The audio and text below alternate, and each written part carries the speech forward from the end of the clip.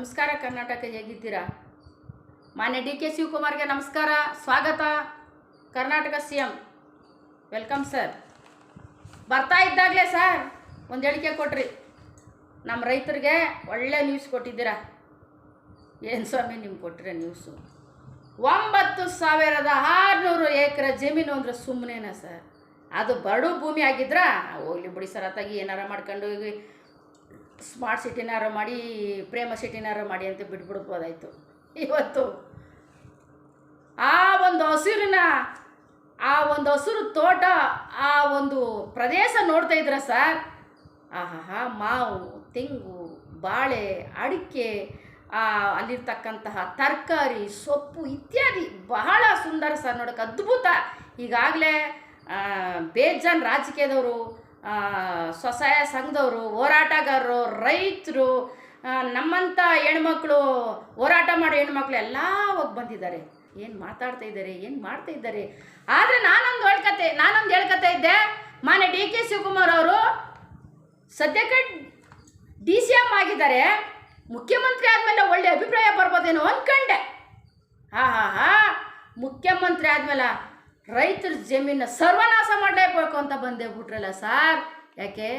ಕಾನೂನು ನಿಮ್ಮ ಕೈಲದಂತಲ್ಲ? No sir, ನೀವು ತಿಳ್ಕೊಂಡ್ರೆ ತಪ್ಪು. ಕಾನೂನು ನಿಮ್ಮ ಕೈಲಿದ್ರೆ ಏನು ಬೇಕಾದ್ರೂ ಮಾಡ್ಬೋದು ಅನ್ನೋದ್ರ ಬಹಳ ತಪ್ಪು ಸರ್ ನೀವು ತಿಳ್ಕೊಂಡಿರೋದು. ಅದ್ಯಾವತ್ತೂ ಉದ್ಧಾರ ಆಗಲ್ಲ. ನಾವು ರೈತರ ಜೀವನದಲ್ಲಿ ಆಟ ಆಡಿದ್ರ ಸರ್ವನಾಶ ಆಗೋದಂತೂ ಸತ್ಯ. ಯಾಕಂತಂದರೆ ಸರ್, ರೈತರಿದ್ರ ನಾವು ಸರ್, ರೈತರಿದ್ರ ನೀವು ಸರ್, ರೈತರಿದ್ರ ದೇಶ ಸರ್. ಹಸಿರಿದ್ರೆ ನಾವು, ಹಸಿರಿದ್ರೆ ಉಸಿರು, ಹಸಿರಿದ್ದರೆ ನಮ್ಮ ಪ್ರಾಣ. ನನ್ನ ನೀವು ತಲೆಲಿಟ್ಕೊಳ್ಳಿ ಸರ್ ಯಾವಾಗ್ಲೂ. ಮಿಸ್ಟರ್ ಡಿ ಕೆ ಸಾರ್ ಅವರೇ, ಇವತ್ತು ನೀವು ಮಾಡಕ್ಕೆ ಹೊರಟಿರೋದು ಸ್ಮಾರ್ಟ್ ಸಿಟಿ ಅಲ್ಲ ಸರ್, ಸ್ಮಾರ್ಟಾಗಿ ಜನಗಳ ಪ್ರಾಣನ ತೆಗಿತಾ ಇದ್ದೀರಿ ಅಂತ ನನ್ನ ಒಂದು ಅನಿಸಿಕೆ, ಅಭಿಪ್ರಾಯ.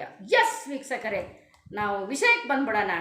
ಮಾನ್ಯ ಡಿ ಕೆ ಶಿವಕುಮಾರ್ ಅವರು, ಏನು ಸ್ವಾಮಿ ನೀವು ಬಂದ ತಕ್ಷಣನೇ ಜನಗಳ ಪ್ರಾಣನ ಕೈಲಿಡ್ಕೊಂಡ್ಬಿಟ್ಟಿದ್ದೀರಾ. ಅತ್ತಾಗಿ ಎತ್ತಿ ತೂದಿ ಬಿಸಾಕ್ಬಿಡೋಣ, ನಾನು CM ಆಗ್ಬಿಟ್ಟಿದ್ದೀನಿ, ನಾನೇನು ಬೇಕಾದ್ರೂ ಮಾಡ್ಬೋದು, ನಾನೇನು ಬೇಕಾದ್ರೂ ಸಾಧನೆ ಮಾಡ್ಬೋದು ಅಂತ ಹೇಳೋರು. ಅದು ಸತ್ಯವಾಗ್ಲೂ ಸುಳ್ಳು ಸರ್. ಯಾಕಂದರೆ ಇವತ್ತು ರೈತನ ತಟ್ಟೆಯಲ್ಲಿ ನಾವು ಆಟ ಆಡೋಕೆ ಹೋದ್ರೆ ಸರ್, ನಮ್ಮ ಹೊಟ್ಟೆಯಲ್ಲಿ 2 ಮಕ್ಕಳಿವೆ ನನ್ನ ಯಾವತ್ತು ಮರಿಬೇಡಿ ಸರ್. ಸರ್, ನಿಮ್ಗೆ ಮಕ್ಕಳು ಇವೆ, ಮೊಮ್ಮಕ್ಕಳು ಇವೆ, ತಿಳ್ಕೊಳ್ಳಿ ಸರ್, ಎಚ್ಚರಿಕೆ ಇದು. ಯಾಕಂತಂದರೆ ಸರ್, ದೇವರು ಒಂದು ಸತಿ ಶಾಪ ಕೊಡ್ತಾನೆ ಸರ್, ದೇವರೇ ಆ ಶಾಪ ನೀವು ವಾಪಸ್ ಇಸ್ಕೊಳಕ್ಕಾಗಲ್ಲ ಅಂಥ ಪಟ್ಟು ಕೊಟ್ಬಿಡ್ತಾನೆ ಸರ್ ದೇವರು. ನಿಜವಾಗ್ಲೂ ಸರ್, ಅವ್ನು ಕೊಟ್ಟ ಚೆಡಿಯೇಟು ಎದಳಂಗೆ ಅಲ್ಲ, ಯಾರಿಗಾರು ಸರಿ ಮಡಗ್ತಾ ಇರ್ತಾನೆ ಏಟು ಸರ್. ಯಾವ ಮುಖ್ಯಮಂತ್ರಿ ನೋಡಲ್ಲ, ಯಾವ ಪ್ರಧಾನಮಂತ್ರಿ ನೋಡಲ್ಲ ಸರ್. ವಿಷಯಕ್ಕೆ ಬಂದ್ಬಿಡೋಣ ಸರ್. ಮಾನ್ಯ ಡಿ ಕೆ ಶಿವಕುಮಾರ್ ಅವರೇ ಸರ್, ಇವತ್ತು ನೀವು ಸ್ಮಾರ್ಟ್ ಸಿಟಿ ಮಾಡಕ್ಕೆ ಹೊರಟಿದ್ದೀರಲ್ಲ ಸರ್, ಇವತ್ತು ಹಿಮಾಲಯದಲ್ಲಿ ಮಂಜುಗೆಡ್ಡೆ ಕರಗ್ತಾ ಇವೆ. ಯಾಕೆ ಹೇಳಿ? ಮರಗಳಿಲ್ಲ. ಇವತ್ತು ಆಮ್ಲಜನಕ ಕಮ್ಮಿ ಆಯ್ತಿದೆ. ಏನಕ್ಕೆ? ಮರಗಳಿಲ್ಲ. ಉಸಿರು ಕಟ್ಕ ಸಾಯ್ತಾ ಇದ್ದಾರೆ ಜನ. ಯಾಕೆ? ಮರಗಳು ಕಮ್ಮಿ ಇವೆ ದೇಶದಲ್ಲಿ. ಇವತ್ತು ಮರಗಳು ಎಲ್ಲನೂ ಕಟ್ ಮಾಡಿ ಅದ್ರ ಪ್ರಾಣ ತೆಗಿತಿದ್ದೀರಾ. ಅದು ಸಾಪ್ ಹಾಕ್ಬಿಟ್ಟೋಯ್ತಿದೆ ಸರ್. ಒಂದು ಗಾದೆ ಇದೆ ಸರ್, ನಮ್ಮ ಹಳ್ಳಿಲಿ ಸಂಜೆ ಹೊತ್ತಲ್ಲಿ ಗಿಡಗಳನ್ನ ಮುಟ್ಸ್ಬಿಡೋದಿಲ್ಲ. ಯಾಕೆ ಹೇಳಿ? ಸಂಜೆ ಹೊತ್ತಲ್ಲಿ ಗಿಡಗಳು ಮುಟ್ಟಿದ್ರೆ ಆ ಗಿಡಗಳು ಮಲಗಿರ್ತವೆ, ಸಾಪ ಆಗ್ತವೆ ಅಂತ. ಆದ್ರೆ ಅದು ಸಾಪ ಯಾರು ಆ ಗಿಡನ ಹಸ್ರಾಗಿ ಬಿಟ್ಟಿರ್ತಕ್ಕಂಥ ಫಲವತ್ತಾದ ಭೂಮಿ ಮೇಲೆ ಯಾರು ಕಣ್ಣಿಡ್ತಾರೋ ಅವರು ಜೀವನನ ಸರ್ವನಾಶ ಮಾಡಲಿಕ್ಕೆ ಅಂತಲೇ ಭೂಮಿ ಹುಟ್ಟಿದಾಳೆ ಸರ್.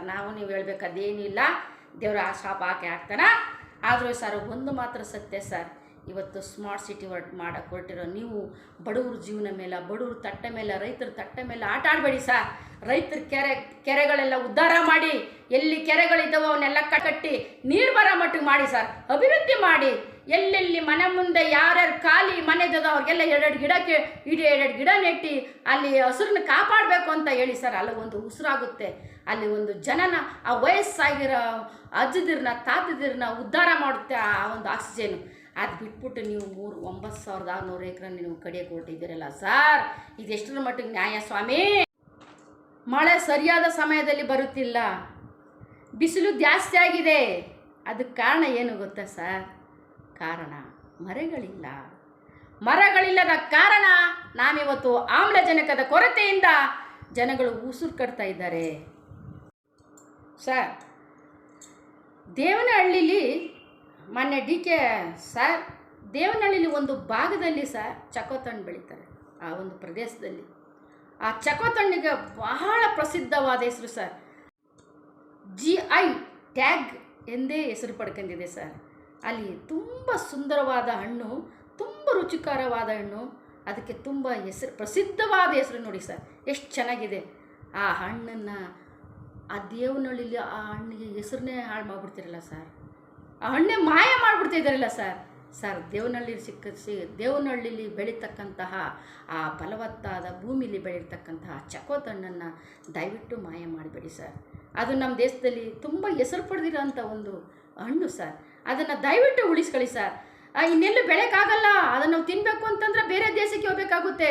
ಯಾಕೆ ಸರ್ ನಮ್ಮ ಮನೇಲಿ ಬೆಳೆದನ್ನೇ ಹಣ್ಣು ಬಿಟ್ಟು ಪಕ್ಕದ ಮನೆಗೆ ಯಾಕೆ ಸರ್ ನಾವು ಹೋಗಬೇಕು ಹೇಳಿ? ಯೋಚನೆ ಮಾಡಿ ಮಾನ್ಯ DK ಸರ್ ಅವರೇ.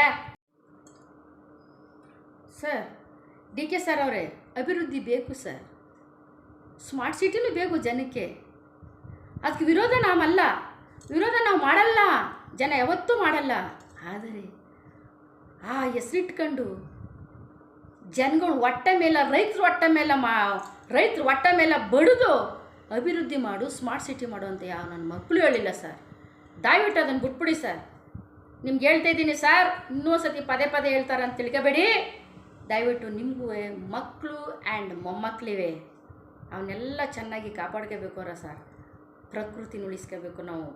ನಾವು ಯಾವತ್ತು ಪ್ರಕೃತಿ ಪರವಾಗಿ, ಪ್ರಕೃತಿ ಮಧ್ಯದಲ್ಲಿ ನಾವು ಆ ಸೌಂದರ್ಯವನ್ನು ನಾವು ಯಾವಾಗ ಸವಿತೀವೋ, ಆ ಪ್ರಕೃತಿಗೆ ನಾವು ಯಾವಾಗಲೂ ಕೈ ಎತ್ತಿ ಮುಗಿಯ ಮಟ್ಟಿಗೆ ಇಟ್ಕೋತೀವೋ, ಆ ಪ್ರಕೃತಿ ಆ ಫಲ ಎಷ್ಟು ಚಂದ ನೋಡ್ತೇವೆ ಗೊತ್ತಾ ಸರ್ ನಮ್ಮನ್ನ. ಆ ಪ್ರಕೃತಿ ಕೂಡ ಬೆಲೆನೇ ಬೇರೆ. ಆದರೆ ನಾವು ಪ್ರಕೃತಿ ವಿರುದ್ಧವಾಗಿ ಹೋದಾಗ ನಮ್ಮನ್ನೆಲ್ಲ ಸರ್ವನಾಶ ಮಾಡಿಬಿಡುತ್ತೆ ಸರ್.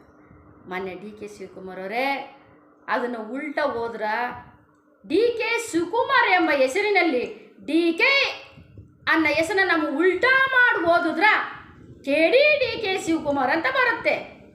KD ಅಂತ ಉಳಿಸ್ಕೋತಿರೋ, DK ಅಂತ ಉಳಿಸ್ಕೋತಿರೋ, ಇದು ನಿಮಗೆ ಬಿಟ್ಟಿತ್ತು. ಆದರೆ ಜನ ಮುಂದಿನ ದಿನ ತಕ್ಕ ಪಾಠ ಕಲಿಸ್ತಾರ ಅಂತ ಹೇಳಿ ಈ ಸಂದರ್ಭದಲ್ಲಿ ಮಾತಾಡುತ್ತಾ ನಿಮ್ಮ ಮೆಸೇಜ್ ಏನೇನಿದ್ರು ಮೆಸೇಜ್ ಬಾಕ್ಸಲ್ಲಿ ಹಾಕಿ ಅಂತ ಹೇಳ್ತಾ ಕೈ ಮುಗಿದು ಕೇಳ್ಕೊತಿದ್ದೀನಿ. ರೈತರ ಪರ ನಾವು ಯಾವಾಗಲೂ ಇರ್ತೀವಿ. ರೈತರಿಗೆ ಯಾವಾಗಲಾರು ನಿಮ್ಗೆ ಪ್ರಾಬ್ಲಮ್ ಆದ್ರೆ ಖಂಡಿತ ಈ ಸೋಬನ್ನ ಮರಿಬೇಡಿ. ಈ ಸೋಬ ನಿಮ್ಮ ಪರವಾಗಿ ಬರ್ತಾಳೆ. ಎಲ್ಲಿದ್ದರೂ ಸ್ಟ್ರೈಕ್ ಮಾಡ್ತಾರೆ, ಎಲ್ಲಿ ಹೋದ್ರೂ ನಿಮ್ಮ ಜೊತೆಲಿ ಇರ್ತಾರೆ. ಯಾವ ಮಿನಿಸ್ಟ್ರನ್ನು ಬಿಡೋಕ್ಕಿಲ್ಲ ನಾನು, ಯಾವ MLAನೂ ಬಿಡೋಕ್ಕಿಲ್ಲ, ಯಾವ ಪ್ರಧಾನಿನೂ ಬಿಡೋಕ್ಕಿಲ್ಲ. ಅಂದರೆ ನ್ಯಾಯ ಇದ್ದ ಕಡೆ ಶೋಭ ಇದ್ದೇ ಇರ್ತಾಳ.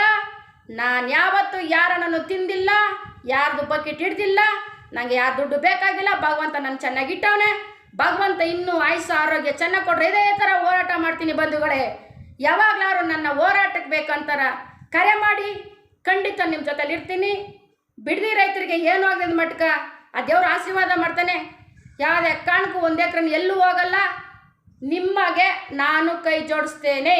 ಇಂತಿ ರೈತ ಮಹಿಳೆ ಶೋಭಾ.